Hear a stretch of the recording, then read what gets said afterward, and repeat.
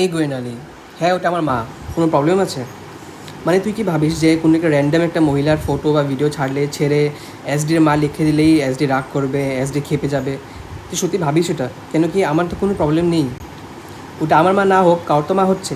So আমার কোনো problem নেই। হ্যাঁ ঠিক আছে, আমার মা, আমি অ্যাকসেপ্ট করে নেবো। আর তুই কি দেখাচ্ছিস ম্যাকের কসমেটিক্স? আর ম্যাকের কসমেটিক আজকাল কেউ ভি কিনতে পারে।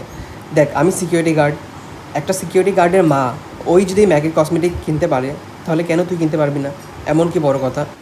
মানে তুই কি ভাবিসটা কি রে, ছোট লোক এক নম্বরে। তুই তো 15 বছরে বিয়ে করা গাওয়ার গাওয়ার, ভালো করে শুন, তুই গাওয়ার, GAWAR। তোর মাথায় এক ফোঁটা বিদ্যা নেই।